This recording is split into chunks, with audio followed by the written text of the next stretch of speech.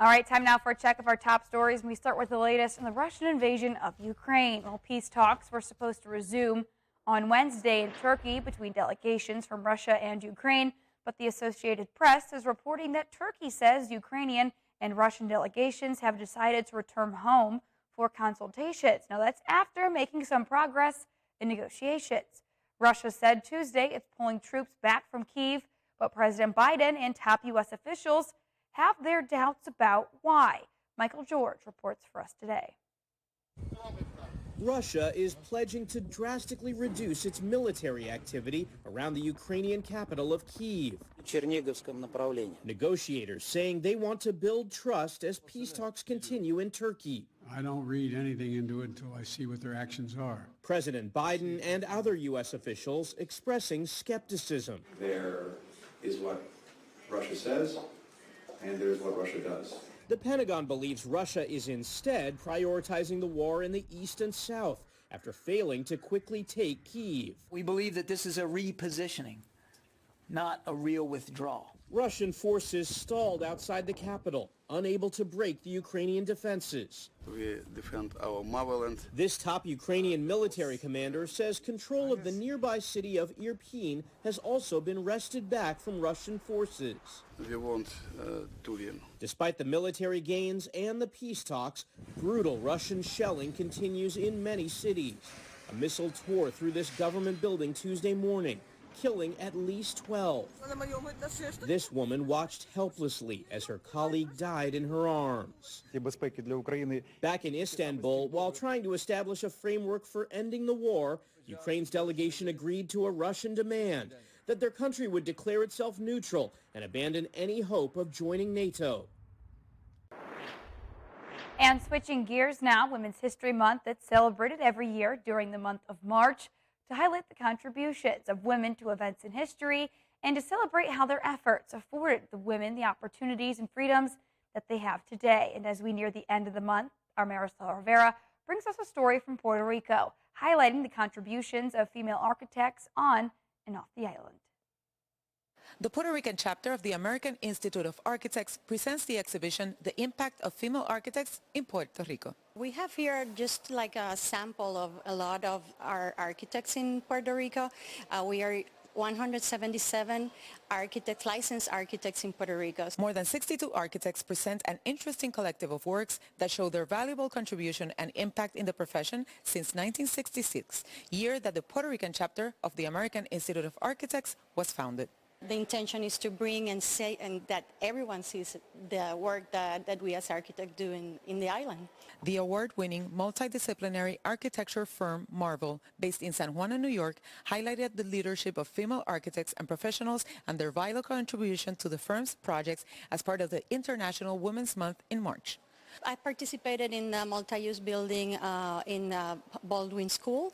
I have also done some affordable housing in Utuado. And I've also participated in other that are not in Puerto Rico, that are in New York, that I'm actually also very proud of, like Bedford Union Armory, Roosevelt Park, some other projects with our Marvel office in New York. And we're here with architect Edna Echandi Guzman, who joined Marvel almost 16 years ago and is now a partner. Congratulations. Thank you. And of course, you were the leader of the project, which is El Portal del Yunque, which is a magnificent structure that we were at. And there are many other projects that I'm sure you're proud of. Talk to us about those. Well, as you know, the El Portal del Yunque was recently inaugurated, and if you guys haven't been there yet, you should definitely go by. It's definitely a big change in what was there before, and the new facilities offer a little bit of everything for everyone.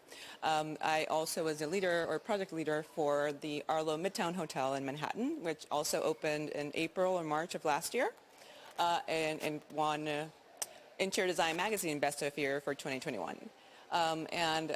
Since I joined Marvel, and again 16 years ago, I've been part of many projects around the island. I participated in a limited scope in the revitalization and renovation of La Concha and Vanderbilt, the pharmacy school and Recinto de Ciencias Médicas here in San Juan, the church in Palmas del Mar, and a few other urban planning projects and smaller projects here and there. From San Juan, Puerto Rico, this is Maricel Rivera for One Caribbean News. Now, the exhibit has ended, but will be recreated in the near future to showcase more work and contributions of female architects in Puerto Rico. Thank you, Marisol, for that report. Well, meantime, on the coronavirus front, the FDA has signed off on a second COVID-19 booster shot for some people. The agency announced that certain immunocompromised individuals and older patients should now seek a second booster shot. The FDA cited emerging evidence suggesting that a second booster improves protection against severe COVID-19. Now, this new policy applies to anyone over the age of 50 and those immunocompromised individuals 12 years and older. FDA approval for booster shots for other age groups remains the same for now. And after 2 years of online learning because of COVID-19 restrictions, students in Trinidad and Tobago at every level will now be allowed back into the physical classroom in the third term of the school year. The government on Monday announced that all schools on the island will reopen on April 19th. Education Minister Dr. Nian Gasby-Dali told a news conference that all schools, including the universities, will reopen on that date, the beginning of the third term of the academic school year for 2021 and 2022, and that the government had taken the decision to reopen schools after a very careful and measured approach. Gasby-Dali said all supporting and extracurricular activities and the school feeding program will also return. Since all students are required to be in the physical classroom, teachers will not be mandated to provide online teaching and the rotational schedules for face-to-face classes. At this time globally, there are only 6 countries which have kept schools fully closed.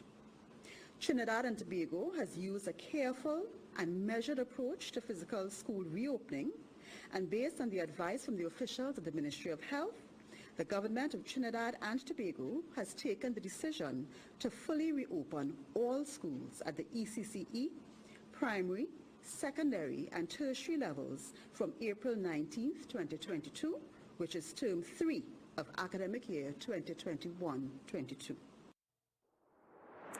And meantime, the new T-Mobile district in San Juan, Puerto Rico hosted a digital conference at Caribbean Cinemas.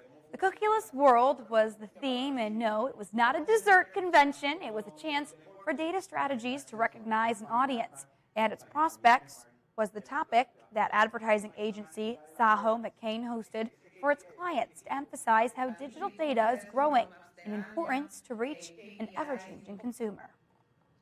Data will be the quintessential piece of information that will shape our communication. So not just our target and our prospects, but what will be speaking to them, what will connect with them, and what will engage them. In a more and more complex environment where people are constantly distracted, it's important to know what's going to have that stopping power, when and how we're going to talk to them. So it's all about the consumer and what data the consumer will have for us before and after we speak to them. Today we were discussing what are the implications of a cookieless world in terms of how it affects the digital ecosystem, how this translates into the digital placement strategies, and also what consideration we should take for the creative part of the business.